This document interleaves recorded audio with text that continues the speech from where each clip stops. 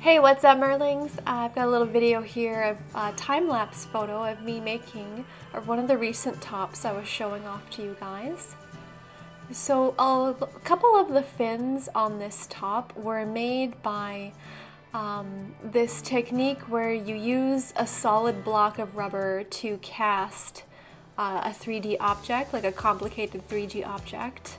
I actually don't recommend casting 3D objects like this, mainly because it ends up being so expensive. Like, the whole thing is casting rubber, and that stuff ain't cheap.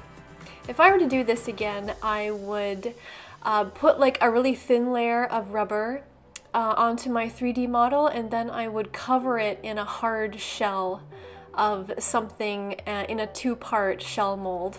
So what you would do is you would when you were done casting it, you would pull off the hard shell, and then there would be like this rubber condom that you would pull out, and you'd have to like pull it off of your model that you cast. But it ends up being like way cheaper in the long run than like having just like a block of silicone. So these were made by so first I made my fins, and I actually made them out of porcelain, and I fired them in a kiln so that they were hard. Then they were hot glued inside a plexiglass box, and then the casting silicone was just poured into it. So to cast these, first you gotta lubricate the mold itself. If you don't lubricate the mold, all your fresh silicone that you put in the silicone mold is just going to stick to it, and then you'll have a big useless block of silicone maybe you could use as a door stopper or something. Then they gotta be reinforced with a wooden frame, something that doesn't flex, because the rubber wants to flex. So once you pour the rubber into the mold, it doesn't stay closed, and it doesn't stay square, like straight up and down either. This is how I made the scales for the bra. I just measured out a big enough square area, or it's not a square area, big enough circle area on this tailskin scale mold that I made.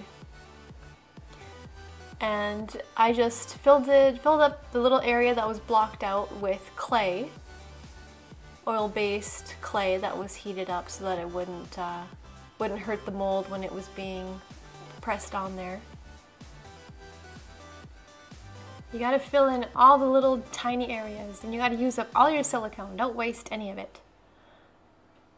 Then I just laid some power mesh onto it because you can see some really thin areas. See, the paler green is actually super thin areas. And I made the mistake of not putting fabric on this when I cast it the first time before this one. And it actually, the silicone just ripped on all the really pale areas.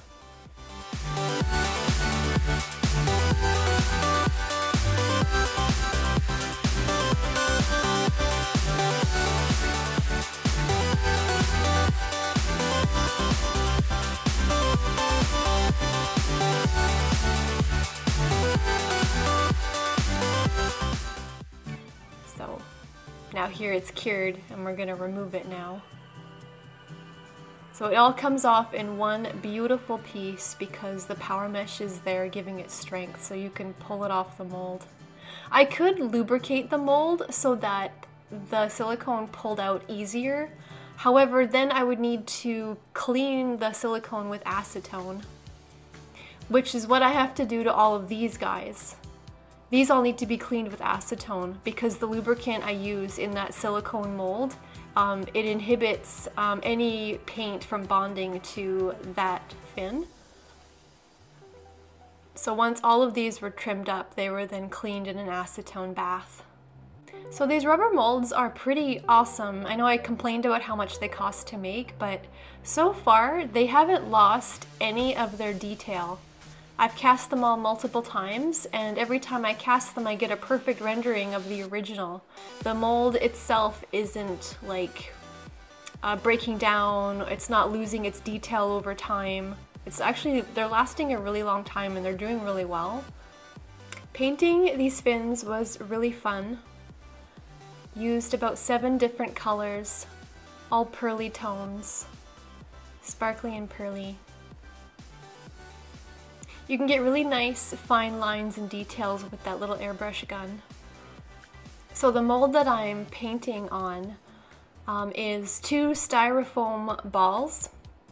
Well, it was one big styrofoam ball that I cut in half with a saw, and then I just glued it down onto some construction styrofoam, making basically it's a really cheap foam form to pin things to.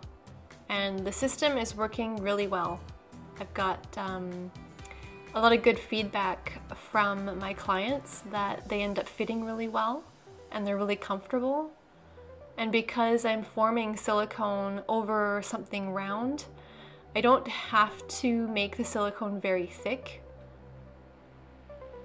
So my bras end up being a lot lighter than other crafters' bras.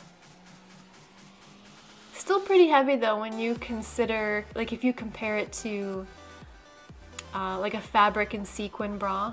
Silicone's always going to be pretty heavy, but you just can't get those like shiny sculpted scales with fabric and sequins. Also, this bra is totally waterproof and swimmable, whereas a fabric costume bra might not be.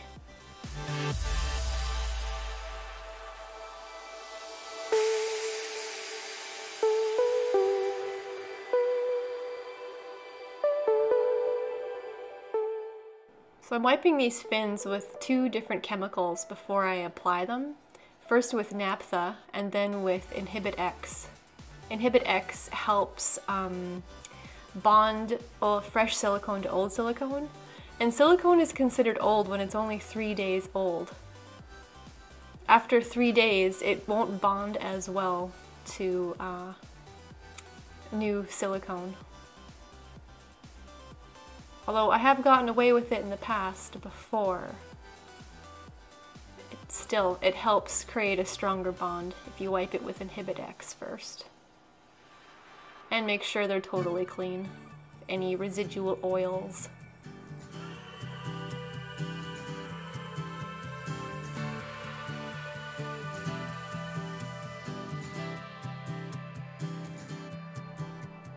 I really love those fins. I wish more people would put them on tails. Like, I designed them to look beautiful on mermaid tails. Bonus points, they also look beautiful on mermaid tops. So this video was at the request of my client who ordered this top, my patron Nakia. Thank you so much for your support, Nakia, and I can't wait for you to get this in the mail. As of recording, I have just created the shipment and I need to just drop it off tomorrow at UPS.